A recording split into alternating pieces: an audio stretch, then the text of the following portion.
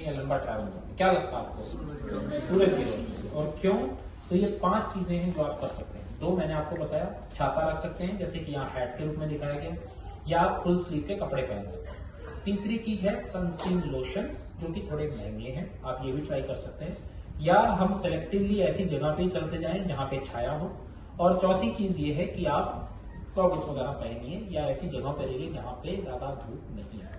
इन चीजों का ध्यान रख के आपको मेनली धूप से बचाव करना है। यही एक चीज है जिसके बारे में आप लोगों को बोला जाता है।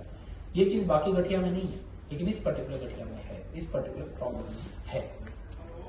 नेक्स्ट सवाल हमने आपसे पूछा कि आपको हर बार हम ब्लड की जांच कराने को बोलते हैं, सीबीसीएल एफटीआर, सीबीसीएल एफटीआर। तो पता है कि क्यों कराने के लिए बोला जाता है? कितने लोगों को मालूम है? कोई है कोई सोचता हो कि ये बीमारी की जांच कर रही है दवाई, या कोई किसी को लगता हो कि साइड इफेक्ट के लिए? कितने लोगों को लगता है कि साइड इफेक्ट जांचने के लिए? तो ये बीमारी के बारे में नहीं बताते। सीबीसीएल एफटीआर नहीं, बीमारी के बारे में नहीं बताते हैं। यस, दवाई का साइड। सीबीसीएल एफटीआर क्यों कराना है? हमें दवाई का साइड इफेक्ट हो रहा है कि नहीं, इसलिए कराना। सिर्फ एक आरएफटी एक ऐसी चीज है, किडनी का फंक्शन, जिसे कि हमें बर्थ में जांच करने की जरूरत है, क्योंकि मैंने आपको बताया बीमारी में किडनी में अफेक्ट कभी भी हो सकता है, तो इसलिए हमें उसकी जांच इसलिए करानी है। सीबीसी और एलएफटी का मेन कारण आपकी दवाइयों का साइड इफेक्ट जांचना है, बीमारी के बारे में पता करने के लिए नहीं है, तो इसलिए इनको करवाना जरूरी है। तो इनकी चीजों को समय समय पर करवाना है ताकि दवाई का कोई भी साइड इफेक्ट हो तो उससे बचा जा सके। दवाई बीमारी की स्थिति जानने में इनसे कोई मदद नहीं मिलती।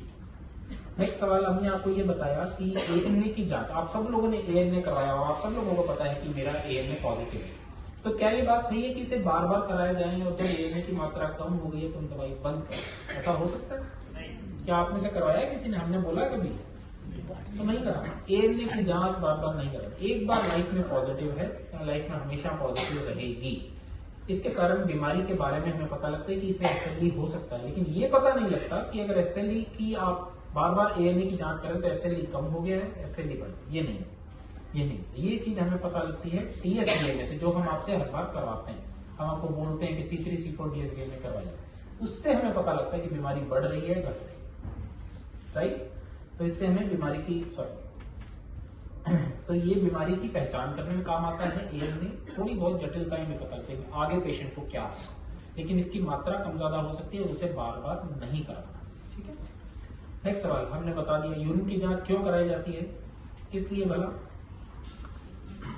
क्या लगता है? पहला सवाल, पहला, दूसरा, तीसरा, चौथा या पांचवा? पहला। यूरिन की जांच क्यों कराते हैं?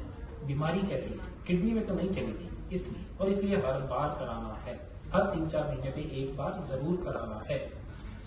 तो किडनी की बीमारी 60-70% लोगों में होती है, तो ऐसा नहीं कि थोड़े मोटे लोग हैं, और कभी भी हो सकता है। किसी को आज तक नहीं हुआ तो ऐसा नहीं कि अगले 10 साल में, ऐसा नहीं होता।